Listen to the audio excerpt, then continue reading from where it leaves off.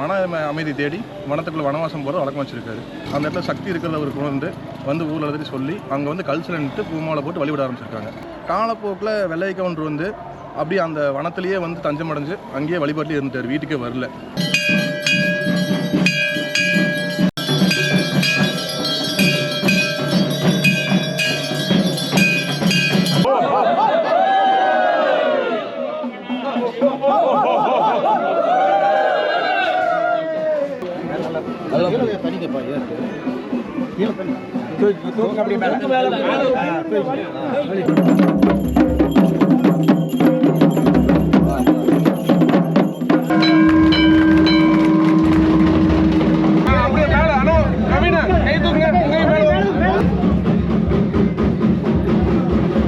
தற்பொழுது சிறப்பான முறையில் அன்னதானம் நடைபெற்றுக் கொண்டிருக்கிறது.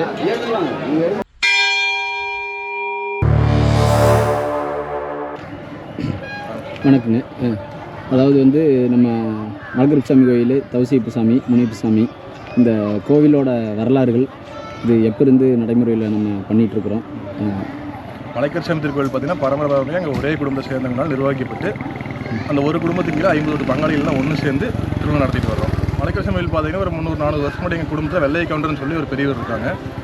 அப்போ வந்து அந்தியூர் கரட்டுப்பாளையம் வரைக்குமே ஃபுல்லாக வெறும் வனமாக தான் இருந்திருக்குது, அடர்ந்த வனப்பகுதியாக தான் இருந்திருக்குது. வெள்ளை கவுண்டர் வந்து பெரிய செல்வந்தராகவும் நிலக்கிழராகவும் இருந்ததுனால அவர் அடிக்கடி மன அமைதி தேடி வனத்துக்குள்ளே வனவாசம் போகிறது வழக்கம் வச்சுருக்காரு. அப்புறம் அடிக்கடி வனவாசம் போகும்போது இப்போ கருப்புசாமி வைக்கிற எல்லைக்கு போகும்போது அந்த இடத்துல சக்தி இருக்கிறத அவர் கொண்டு வந்து ஊரில் எழுதி சொல்லி அங்கே வந்து கல்சிலன்ட்டு பூமாலை போட்டு வழிபட ஆரம்பிச்சிருக்காங்க. அப்போ வந்து ஃபஸ்ட்டு வழிபாட்டில் மலைக்கருப்புசாமிங்கிற ஒரே ஒரு தெய்வம் மட்டும்தான் வனத்தில் வந்து வழிபட்டு போயிருக்காங்க. காலப்போக்கில் வெள்ளை கவுண்டர் வந்து அப்படியே அந்த வனத்திலேயே வந்து தஞ்சம் அடைஞ்சு அங்கேயே வழிபாட்டிலே இருந்துட்டார், வீட்டுக்கே வரல. அப்புறம் வந்து அங்கே வனத்திலே இருந்து அங்கேயே இறந்துடுறாரு. அப்போ உறவினர்லாம் போய் ஒன்று சேர்ந்து அவரை எடுத்து வந்து குரு தவசியப்பன் இருக்கார் இந்த இடத்துல, அந்த இடத்துல ஜீவசமாதி ஏறாரு. அந்த இடத்துல ஒரு அடக்கம் பண்ணி தவசியப்பன் சொல்லி வழிபட ஆரம்பிச்சிட்டாங்க. அதுக்கப்புறம் தவசியப்பன் சொல்லி உருவான வரலாறு அதுதான். அப்போ எந்த ஒரு முதல் நிகழ்வாக இருந்தாலும் வந்து குரு தவசியப்பனை வழிபட்டுட்டு அதுக்கப்புறம் தான் மலைக்கருப்புசாமிக்கு எந்த பூஜையோ பொங்கலோ எல்லாமே பண்ணுறது. அப்படியே காலம் போல் கொஞ்சம் காலம் வந்ததுக்கப்புறம் எங்கள் உறவினருக்குள்ளேயே ஒரு அருள் வந்து இந்த மாதிரி இந்த இடத்துல வந்து முனி சஞ்சாரம் இருக்குதுன்னு சொல்லி அதுக்கப்புறம் தான் முனீஸ்வரர் கோயிலுக்கு அமைச்சு வழிபட ஆரம்பிச்சிருக்காங்க. கோயில் வந்து பார்த்தா இப்போ வந்து வெள்ளை கவுண்டருக்கு அடுத்தது வந்து பொங்காளி கவுண்டருங்கிற ஒருத்தர் பூஜை பண்ணியிருக்காரு. பொங்காளி கவுண்டருக்கு அவரோட உடன்பிறந்த தம்பி கவுண்டே கவுண்டர் பூஜை பண்ணுறாரு. கவுண்டே கவுண்டருக்கு அப்புறம் சின்ன கவுண்டர் பூஜை பண்ணுறாரு. அதுக்கப்புறம் எங்கள் தாத்தா கேஸ் மலைசாமி கவுண்டர் தான் வந்து அவர் 1939 பிறந்து 1941 நிர்வாகத்துக்கு வந்து 2019 வரைக்கும் பரம்பரையாக வந்து 68 வருஷம் பூஜை பண்ணி தாத்தா அப்புறம் இப்போ எங்கள் அப்பா நடராஜன் வந்து பரம்பரையாக வந்து கோயில் நிர்வாகம் பண்ணிட்டு வர்றாங்க. திருவிழா அப்படின்னு பார்த்தா கோயில் வந்து வருஷத்துக்கு 4 நாள் முக்கிய வைபவம் நடக்கும். ஃபஸ்ட்டு வந்து புரட்டாசி மாதத்தில் 3வது செவ்வாய்க்கிழமை இரவு பச்சை பூஜை நடைபெறும். அந்த பச்சை பூஜை எதுக்காக பண்ணியிருக்காங்கன்னா அந்த காலத்தில் வந்து மழை இல்லை அப்படிங்கிறனால மழை வேண்டி அந்த பச்சை பூஜை நடத்தியிருக்காங்க. அதே மாதிரி எந்த பூஜையாக இருந்தாலும் வந்து மலைக்கருப்புசாமி கோயில் தவசியப்பன் கோயிலையும் சரி இரவில் மட்டுமே மணி அடித்து பூஜை ஆகும், மற்ற எந்த நாளையும் மணி அடித்து பூஜை ஆகாது. செவ்வாய் வெள்ளி 2 நாளில் வந்து பூஜை ஆகும். அதே வந்து வெறும் கற்பூரம் மட்டும் கொளுத்தி தான் பூஜை பண்ணுவாங்க, மணி அடித்து பூஜையே ஆகாது. அதுக்கப்புறம் வந்து மார்கழி மாதம் ஏகாதசி வைகுண்ட ஏகாதசி பூஜை சிறப்பாக நடைபெறும். அதுவுமே வந்து மலைக்கருப்புசாமி கோயிலையும் முனியப்பன் கோயிலையும் இரவில் தவசியப்பன் கோயிலையும் மலைக்கருப்புசாமி கோயிலையும் இரவில் நடைபெற்று அது முடிஞ்சு வெளியிருக்கால முனியப்பன் கோயிலுக்கு வந்து பூஜை முடிச்சுட்டு அன்னதானம் நடத்துறது வழக்கம். அதுக்கப்புறம் மாசி மாதம் மகாசிவராத்திரி பூஜை தெளிவான விசேஷமாக நடைபெறும். அதுவும் அதே மாதிரி இரவுலேயே தவசியப்பன் கோயிலையும் மலைக்கருப்புசாமி கோயிலையும் பூஜையை முடிச்சுட்டு காலையில் கிளம்பி முனியப்பன் கோயிலுக்கு வந்து இங்கே பூஜை முடிச்சுட்டு அன்னதானம் போட்டு போகிறது வழக்கம். சித்திரை மாதம் முதல் செவ்வாய்க்கிழமை அன்னைக்கு வந்து மலைக்கருப்புசாமி பூச்சாட்டு வந்து 15வது நாள் திருவிழாவுக்கு முந்தைய செவ்வாய்க்கிழமை நைட்டு கரட்டுப்பாளையம் சாமி வீட்டிலேருந்து 3 சாமியும் வெள்ளி சிலையில் அலங்காரம் பண்ணி கோயிலுக்கு எடுத்து வருவோம், ஊர்வலமாக எடுத்து வருவோம். எடுத்து வந்தால் ஒரு 3 மணிக்கு வந்து கரட்டுப்பாளையம் சாமியில் ஒரு 10 மணிக்கு சாமி புறப்பட்டு அந்தியூர் காலனி அப்படியே எல்லா மக்களும் வழிபட்டு முடிச்சு கோயிலுக்கு ஒரு வெடிக்காலம் 3 மணி அந்த ரேஞ்சு கோயிலுக்கு வரும். அதுக்கப்புறம் அங்கே பச்சை பூஜை, பால் பூஜை, அபிஷேக பூஜையெல்லாம் முடிச்சுட்டு குரு தரிசனம்லாம் முடிச்சுட்டு அதுக்கப்புறம் வந்து தவசியப்பன் சொல்லி அங்கேயே வச்சுட்டு கருப்புசாமி சிலையும் முனியப்பன் சிலையும் கிளம்பி மேலே மலைக்கருப்புசாமி கோயிலுக்கு போயிடும். அதுக்கப்புறம் மலைக்கருப்புசாமி கோயிலில் இதே மாதிரி காலைல 10 மணிக்கு பச்சை பூஜை நடத்தி எல்லாம் எங்கள் சொந்தக்காரங்களாம் ஒன்று சேர்ந்து கிடா வெட்டி மதியம் 1 மணிக்கு பெருமூச்சு நடைபெறும். அதுக்கப்புறம் வந்து அவங்க விருப்பத்துக்கு இப்போ வனத்துலேயே விருந்து நடத்துறது வழக்கம். விருந்து முடிச்சு சாயங்காலம் 5 மணிக்கு சாமி புறப்பட்டு முனியப்பன் கோயிலுக்கு வந்துடும். முனியப்பன் கோயிலில் மறுநாள் காலையில் இதே மாதிரி 10 மணிக்கு ஆரம்பித்து பச்சை பூஜை நடத்தி நாங்கள் பங்காளிகளாக ஒன்று சேர்ந்து ஒரே இடத்துல இருந்து எல்லோரும் கிடா வெட்டி விருந்து நடத்துறது வழக்கம். இன்றைக்கி இரவு மடி சாமி புறப்பட்டு கட்டுப்படையும் போயிடும். இதுதான் வந்து கோயிலோட முக்கிய நிகழ்வுகள். அதே மாதிரி மலைக்கருப்புசாமியை பொறுத்தளவுக்கு எல்லாமே வந்து தர்ம முறையில் தான் பண்ணிகிட்ருக்கோம். எதுக்குமே ஒரு பைக் டோக்கனோ கிடா வெட்டுறதுக்கு பணம் வாங்குறதோ எதுக்குமே அந்த மாதிரி வலிமை இது வரைக்கும் இந்த மாதிரி பண்ணது கிடையாது. எங்கள் 50 வீட்டு பங்காளிக்கு மட்டும்தான் திருவிழா ஒன்றே கிடா வெட்டணும். பச்சை பூச்சி முடிஞ்சு எல்லோரும் ஒன்று சேர்ந்து கிடா வெட்டணும். மற்றவங்க பொதுமக்கள் எப்போ வந்தாலும் எப்போ வேணால் கிடா வெட்டிக்கலாம். கிடா வெட்டுறதுக்கு வந்து நாங்கள் கோயிலில் வச்சுருக்கிற ஆளுங்க வந்து தீர்த்தம் போட்டு கொடுத்து அவங்க தேங்காய் பால் உடச்சி கொடுத்து எல்லா உதவியும் பண்ணி கொடுத்துருவாங்க. இந்த மலைக்கருச்சாமி கோயிலுக்கு குரு சன்னதி, அதாவது தவசியப்பன் கோயிலில் வந்து பகல் நேரத்தில் மணி ஓசையோ எந்த ஓசையும் கேட்காம வழிபாடு நடத்துவோம். அதுக்கு என்ன காரணம்னா, இன்னும் வந்து குரு வந்து அந்த தவத்திலேயே இருக்கிறதுனாலையும் அந்த தவம் வந்து சேர்ந்துடக்கூடாது, அவர் தொந்தரவு இருக்கக்கூடாதுன்னா. இன்னொன்று தவசியப்பங்கிற இன்னொரு சிறப்பு பார்த்தீங்கன்னா, மனநலம் பாதிக்கப்பட்டவங்க நிறையா பேர் இங்கே வந்து மனநலம் சரியாகி நல்லாகி போயிருக்காங்க. இப்போ வந்து சில கட்டுப்பாடுகள் காரணமாக வந்து மனநலம் பாதிக்கப்பட்டவங்களுக்கு வந்து கட்டி வச்சு வைத்தியம் பண்ணுறதில்ல. அதுக்கு முன்னாடி எங்கள் கேஎஸ் மலைசாமிக்கு அவருக்கு முன்னாடி இருந்தவங்களோட பீரியட்லாம் வந்து பார்த்திங்கன்னா அவங்கள இங்கேயே கோயிலே விலங்கு போட்டு கட்டி வச்சு உண்டான மூலிகைகள்லாம் கொடுத்து வைத்தியம் பண்ணி சீக்கிரமாக அவங்களோட மனநலத்தை சரி பண்ணி அனுப்பிச்சிருக்காங்க. எதுக்குமே கட்டணங்கிற ஒரு இதே கிடையாது. எல்லாமே தர்ம வைத்தியமாக தான் பண்ணிகிட்ருக்கோம். அது எங்கள் வழக்கம் ஒரே குடும்பத்திலே அந்த தர்ம வைத்தியமாக பண்ணிட்டு வந்துருக்கோம்.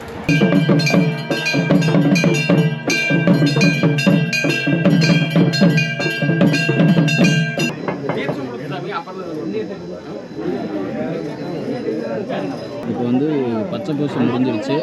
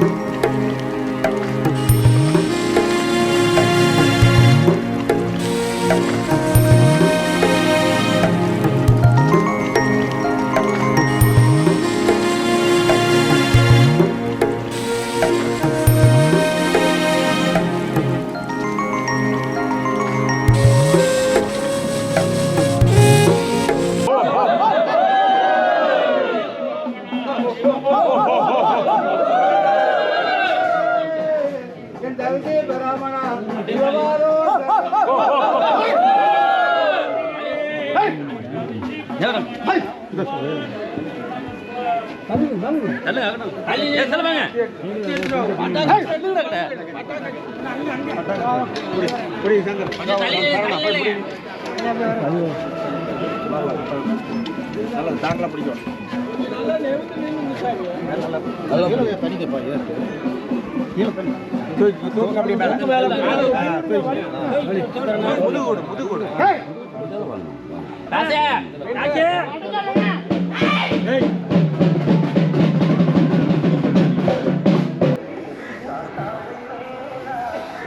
மக்களா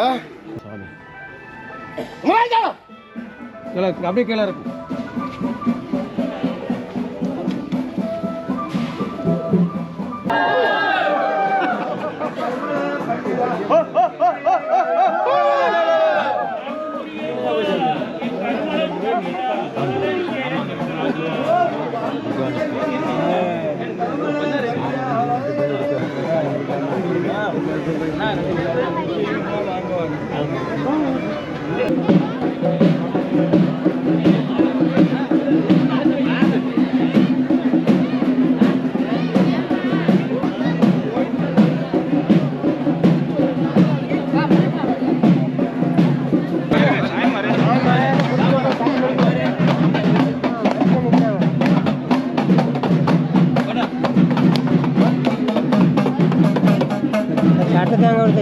பூஜையெல்லாம் முடிஞ்சதுக்கப்புறம் வந்து பார்த்துட்டிங்கன்னா இந்த மாற்றின பச்சையை வந்து எல்லாத்துக்கும் கொடுத்தாங்க. அந்த பச்சையை வந்து சாப்பிட்றதுக்கு உண்மையிலுமே ரொம்ப சூப்பராக இருந்துச்சு. மக்களே வணக்கம். இன்றைக்கி வந்து பார்த்துட்டிங்கன்னா முனியப்பசாமி கோயிலில் வந்து திருவிழா வந்து வெகு விமர்சையாக வந்து நடைபெற்றுச்சு. அதாவது முடிச்சுட்டு வந்து பார்த்துட்டிங்கன்னா எல்லாத்துக்குமே வந்து விருந்து வந்து கறி விருந்தும் போடுறதுக்கு எல்லாம் தயாராகிட்டுருக்குறாங்க. அந்த நிகழ்வு வந்து தற்போது நடந்துகிட்ருக்குது. நேற்று நிகழ்வும் சரி இன்றைக்கி நிகழ்வும் சரி பார்க்குறதுக்கே ரொம்ப அற்புதமாக ரொம்ப சூப்பராகவும் முடிஞ்சுது.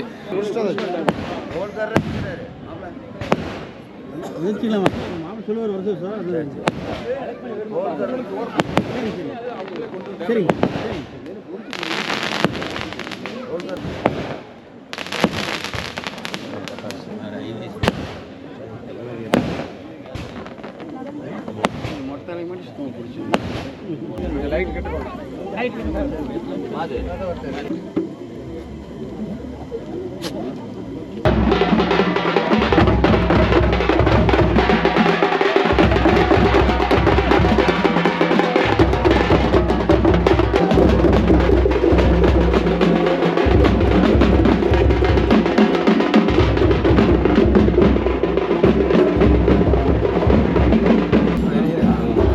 இங்கே வந்துட்டு கற்பூரம் பற்றி கும்பிட்டுட்டு அடுத்தது கோயில் வீட்டுக்கு போவாங்க.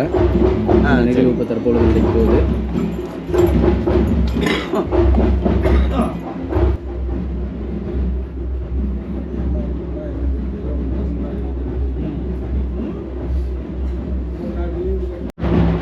நல்லா ஃபோக்கஸ் பண்ணுங்க.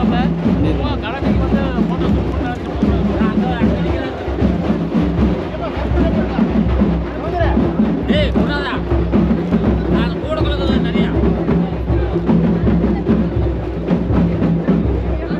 எங்க கூட